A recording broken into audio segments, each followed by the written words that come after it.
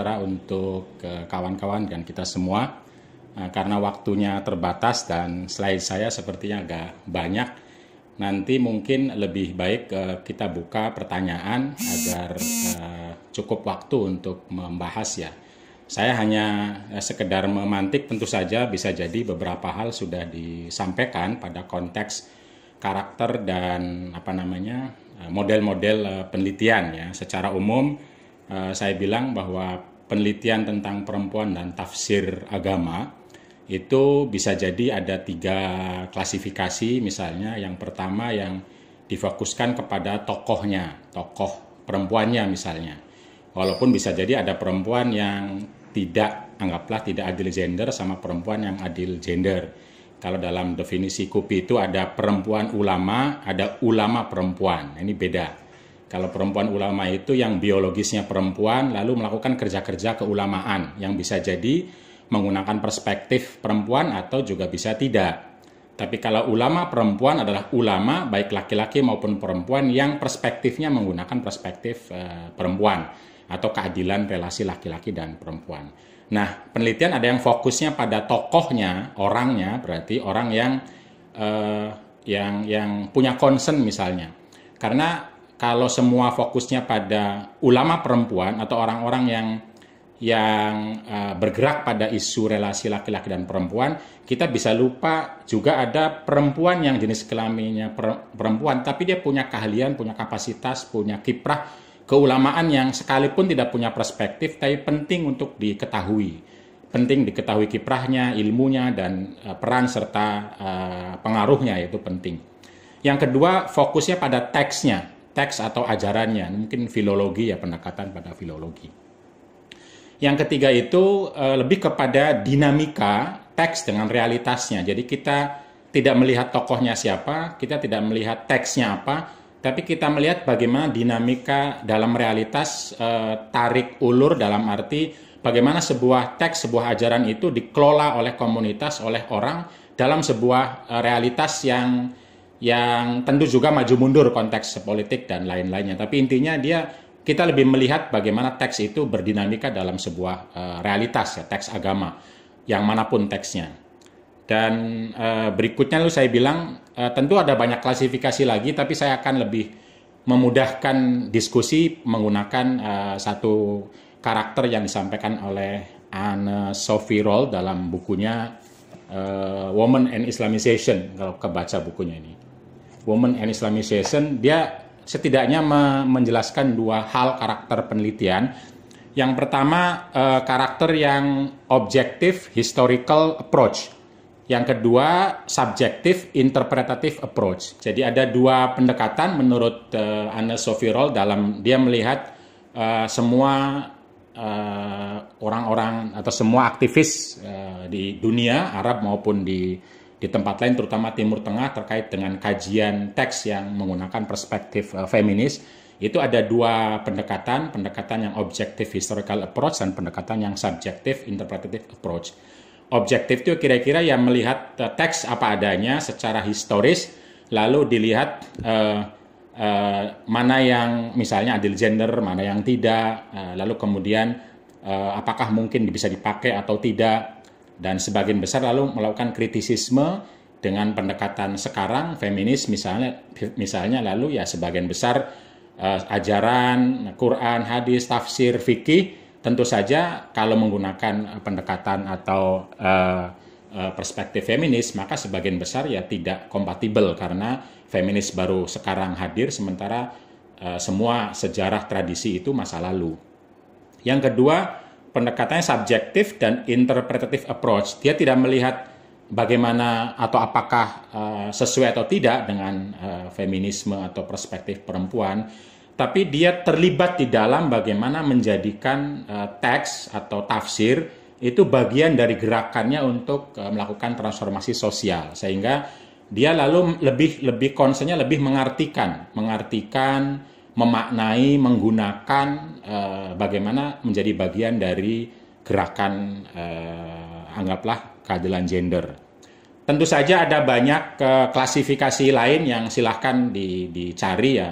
Ada yang bilang bisa klasifikasi teks atau kerja-kerja konservatif, moderat, progresif, atau yang teroris, radikalis, fundamentalis, konservatif, moderat, atau tradisionalis, modernis, dan neomodernis, serta neotradisionalis, atau yang mencoba menggunakan pendekatan akademis objektif yang berjarak, atau participatoris action research yang terlibat. Jadi riset teksnya, riset tafsirnya, kita menjadi bagian dari gerakan.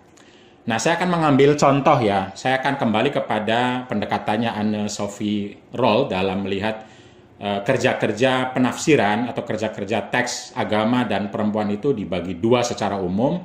Yang pertama, objective historical approach, misalnya ketika memandang Quran, hadis, ulama, atau sumber-sumber pengetahuan Islam, bisa juga tokoh dalam hal ini nanti, tentu levelnya beda-beda. Ada orang yang pendekatan objektif historikalnya itu hanya untuk Quran, atau untuk semua, atau hanya untuk hadis, Quran tidak, tergantung orangnya. Tapi intinya begini, kalau historical approach misalnya, lalu Quran dilihat apa adanya ketika Quran itu turun pada masa Nabi, yang tentu saja kehidupan itu ya belum ada kesadaran feminisme, belum dan lain-lain, sehingga akan lebih banyak kritik di dalamnya bahwa Quran ya banyak sekali ayat yang misoginis, banyak sekali tafsir yang lalu tidak kompatibel. Karena memang feminisme baru sekarang muncul, sehingga tidak bisa dipaksakan untuk membaca Quran yang muncul pada 15 abad yang lalu. Nah, ini akan dipakai juga di hadis, di nabi, di ulama. Tapi ada orang yang untuk Quran dia tidak objektif historical approach. Misalnya Quran bisa dibaca sekarang, nanti berarti pakai pendekatan yang kedua. Jadi Quran jangan dibaca dengan kacamata masa lalu, tapi baca dengan kacamata sekarang. Itu berarti dia penggunaannya subjective interpretative approach, menggunakan membaca Quran dengan bahasa sekarang.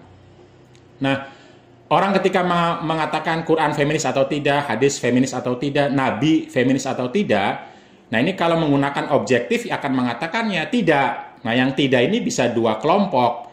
Satu kelompok yang karena tidak ya sudah, kita nggak bisa berharap dengan Quran, nggak bisa berharap dengan hadis, nggak bisa berharap dengan nabi. Kita harus menggunakan sumber lain, misalnya Sido, misalnya dan lain-lain lah.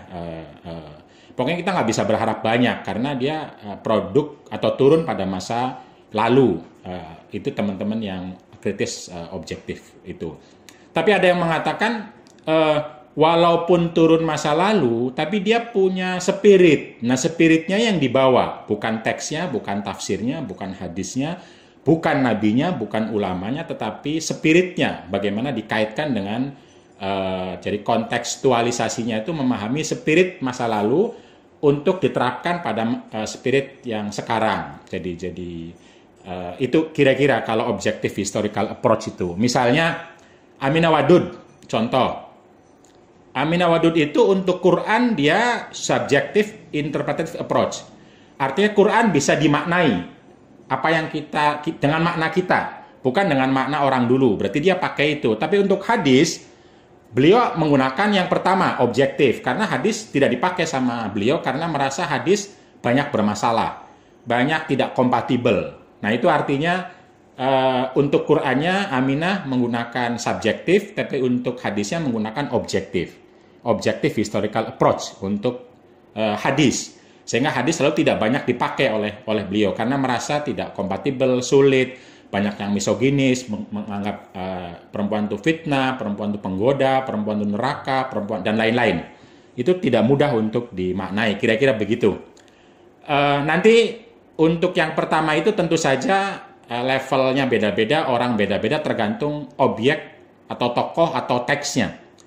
Nah, yang kedua kalau subjektif itu lalu menganggap teks itu sebagai bagian dari kehidupan kita sekarang, sehingga bukan tidak peduli ya, melihat masa lalu itu sebagai bagian dari kita, mana yang menjadi modal untuk upaya kita ke depan, untuk melakukan transformasi sosial. Karena itu teks itu pada prakteknya dimaknai, maka mari kita maknai untuk kerja-kerja kita.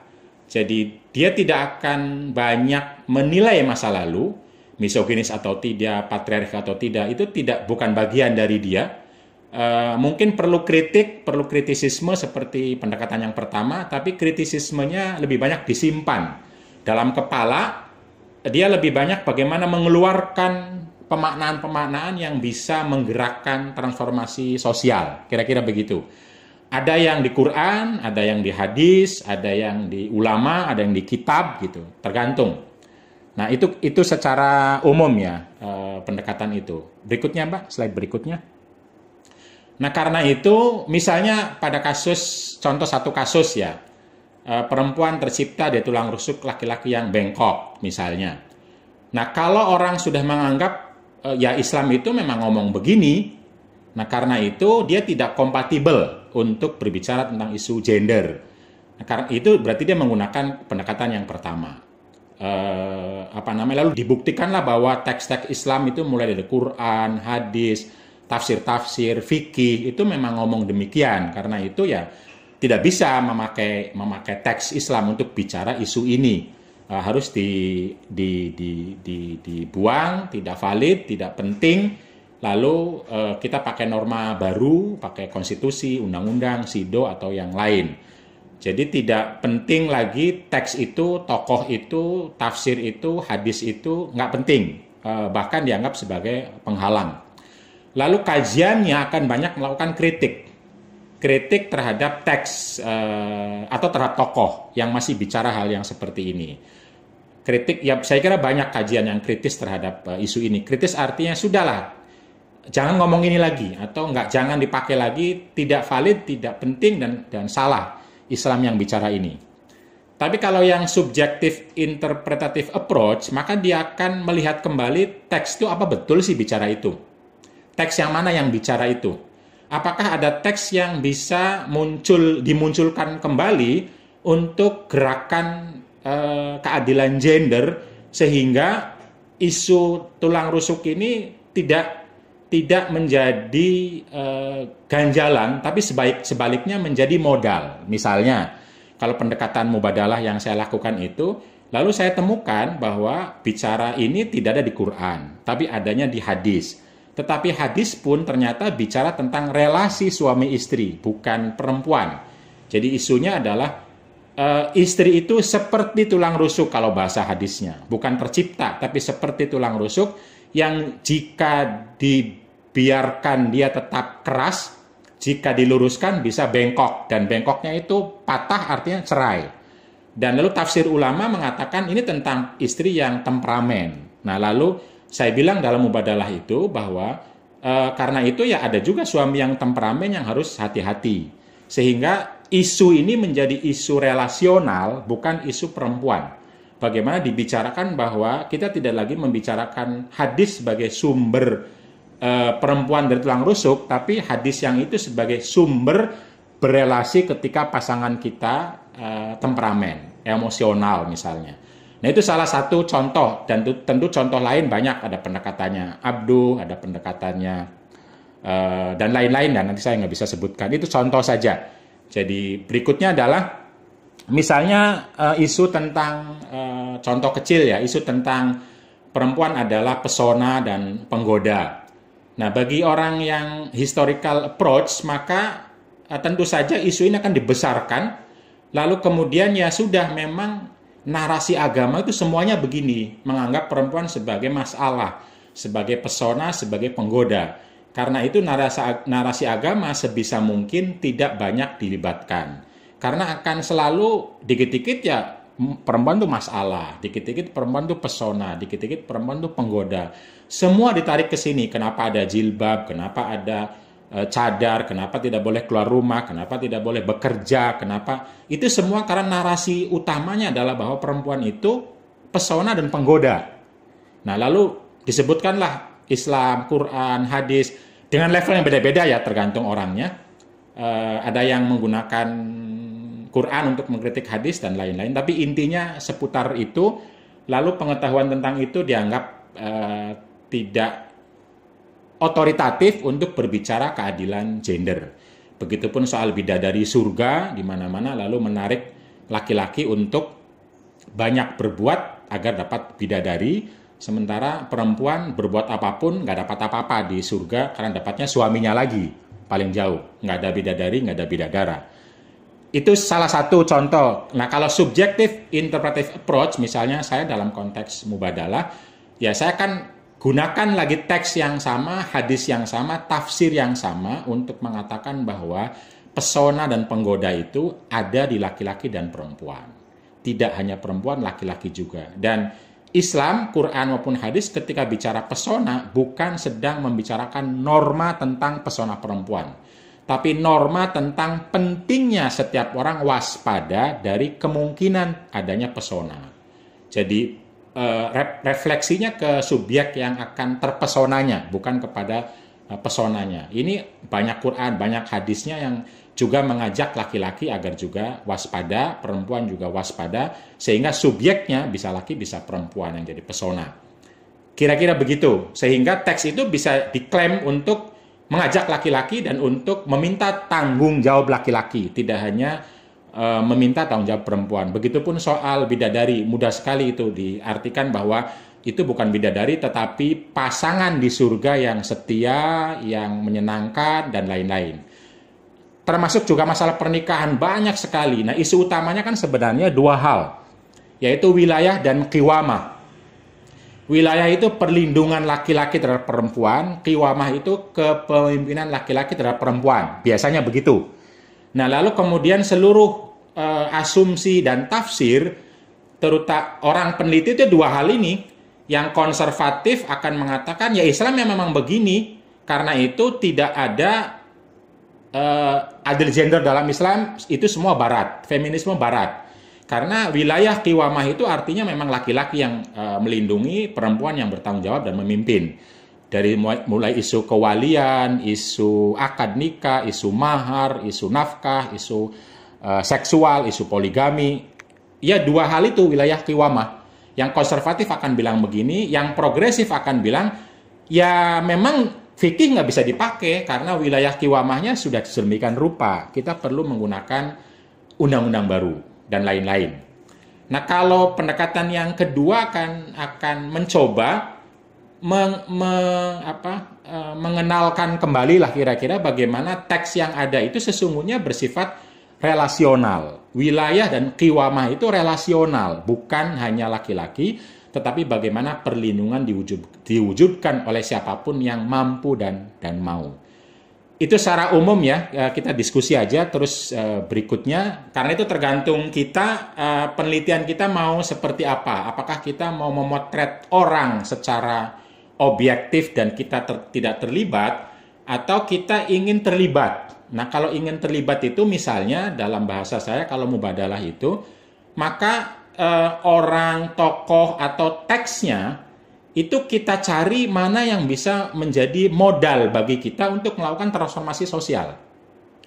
Dan itu yang harus dijadikan pondasi untuk memaknai isu-isu lain atau teks-teks lain atau fakta-fakta lain, sehingga kita punya bangunan utuh ketika kita mau melakukan gerakan keadilan gender. Nah, dalam pengamatan saya, hampir sebagian besar, anggaplah aktivis Muslim Indonesia, terutama pesantren dan program tinggi Islam, itu pendekatannya ini, strategi budaya lah kira-kira, bagaimana dia menjadi bagian dalam gerakan. Sehingga karena itu, ya ada kritik-kritik tentu saja, tapi tetap kritiknya dalam konteks mana yang bisa digunakan untuk melakukan gerakan keadilan gender.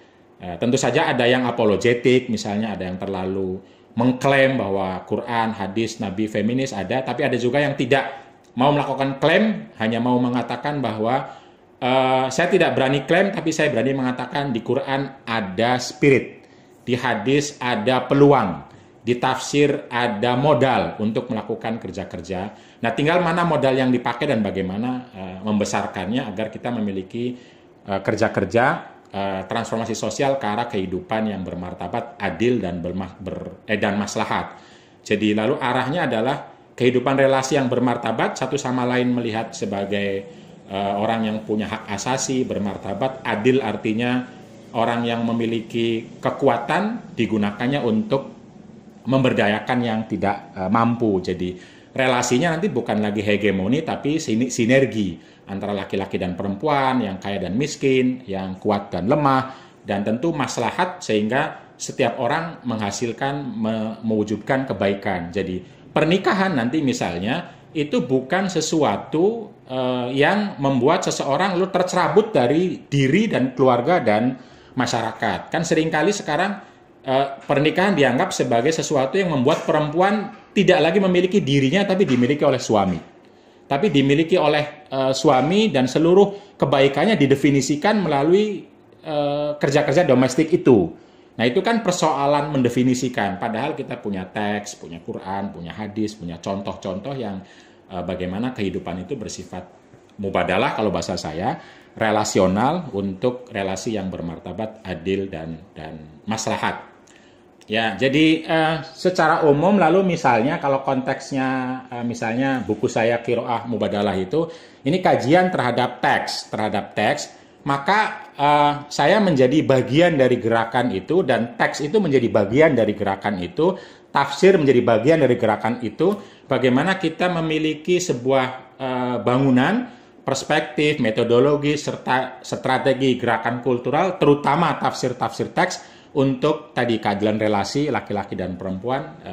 Jadi nanti di buku saya ada langkah-langkah, ada contoh-contoh, ada ayat-ayat yang kadang orang hanya tahu satu ayat, padahal banyak sekali ayat yang justru punya modal besar. Begitupun kita hanya tahu 1-2 hadis yang biasanya bermasalah, tapi ribuan hadis yang kuat itu kita jarang mengenalnya. Jadi karena itu misalnya saya mengenalkan ini mungkin bisa dikatakan baru ya, mengenalkan 60 teks hadis yang itu bisa menjadi modal dengan struktur berpikir yang saya tuliskan di slide ini. Yang pertama merujuk kepada rahmatan lil alamin, lalu bagaimana meletakkan Islam maupun Quran dan hadis sebagai teks yang menyapa laki-laki dan perempuan dan memberikan kemaslahatan kepada laki-laki dan perempuan, sehingga relasinya menjadi relasi yang sinergi. Lalu cara pandang kita, cara pemaknaan kita itu cara bagaimana menemukan makna yang bisa menyapa laki-laki dan perempuan. Selama ini itu seringkali teks yang terkait dengan publik itu hanya menyapa laki-laki. Teks terkait dengan domestik hanya menyapa perempuan. Ini selama ini begitu. Padahal teksnya itu umum untuk laki-laki dan perempuan. Misalnya contoh, belajarlah ilmu sampai Cina. Itu bahasanya nggak ngomong laki, ngomong perempuan. Tapi begitu sampai kepada perempuan, izin dulu ke suami. Lihat dulu anaknya. Ini nggak ada di teksnya sungguhnya. Tetapi kita sudah membiasakan, kalau teks-teks publik, laki-laki dahulukan. Kalau teks-teks domestik, perempuan dahulukan. Nah, kita bisa membaca dua-duanya, bahwa dua-dua teks itu untuk laki perempuan. Nanti bagaimana caranya, ya ada di buku saya. Nah, ini nanti metodologi dan strateginya, ini menggunakan metodologi yang kedua yang ditawarkan oleh Anna Sophie Rold itu, bahwa agama, tradisi, budaya sebagai kekuatan dan modal awal untuk melakukan transformasi sosial, dan merupakan tanggung jawab bersama. Kita harus merasa bahwa ini kerja bareng. Jangan merasa paling hebat, paling hero, paling pinter, paling feminis, paling adil gender, sehingga merasa sendirian terus, lalu kita sering patah hati karena orang kok misogini semua gitu loh. Lalu kita pusing sendiri. Nah, padahal kalau dalam konteks mubadalah, kita harus mencari modal paling kecil sekalipun yang ada pada orang lain, pada budaya, pada tradisi, karena biar kita tahu kekuatan kita seperti apa. Nah, penelitian itu bisa dengan menggunakan strategi atau pendekatan mubadalah seperti itu. Seperti dalam peta terakhir. Ini petanya memang untuk teks, tetapi bisa digunakan juga untuk tokoh, untuk budaya. Artinya kita petakan mana yang merah dari yang kita kaji, itu kekuatan dasar. Yang dari dia, karena kita lagi melakukan transformasi, maka kita tidak bisa membawa hal baru. Kalau hal baru ditolak sama masyarakat, tapi yang dari dia itu apa yang paling dasar yang bisa menjadi modal. Nah, sementara yang warna sebelah kanannya yang anggaplah masih implisit, yang masih bersusah, itu harus kita maknai dengan cara-cara yang hijau, biru, kuning. Ada cara-cara strateginya. Jadi lalu kalaupun belum sampai ke hijau, biru, kuning, ya paling nggak kita memunculkan pondasi sehingga orang itu merasa diajak untuk melakukan gerakan, bukan dituduh, disalahkan sebagai misoginis, patriarki, dan lain-lain. Dia akan mundur duluan karena sudah dia dituduh itu. Tapi kalau kita bilang, Anda punya modal loh, Anda punya pondasi loh, ayo kita berbuat lebih baik, berbuat lebih adil, berbuat lebih maslahat, berbuat lebih, dan kita besarkan terus-menerus warna merah atau marunnya itu. Nah, kita temukan dan kita bikin pondasi berikutnya. Itu kalau menggunakan pendekatan mubadalah. Kita temukan dari tokohnya, dari masyarakatnya, dari teks yang dikaji, dan ini langkah-langkahnya ada semua. Kalau teks Quran, hadis, dan tafsir, kalau realitas, kalau tokoh belum ya, tapi bisa digunakan. Nah, sebagai penutup, menurut saya kita seringkali lebih banyak mengeluh, mengatakan, hidup ini terlalu tidak adil, zalim, misoginis, patriarki, sehingga kita kesulitan mencari teman, kita kesulitan membuka jalan, kita kesulitan, atau terlalu banyak lalu orang menulis tentang kemarahan kita, tentang kritik kita, dan media sosial lalu lebih banyak ditulis hal-hal yang justru konservatif lah, tradisionalis lah, atau membenci lah. Kitanya lebih banyak mengeluh. Menurut saya, mari yang punya lilin ya, kalau istilahnya saya lupa ya, nyalakan daripada menangisi kegelapan. Jadi, mari menulis, jika tidak maka yang banjir tulisan-tulisan tentang keburukan dan ketidakadilan. Jadi saatnya kita menulis tentang kebaikan, agar supaya kebaikan itu, keadilan itu, apalagi ya, itu ya diketahui orang, diterima orang, membesar, lalu bersama-sama kita menjadi lebih baik.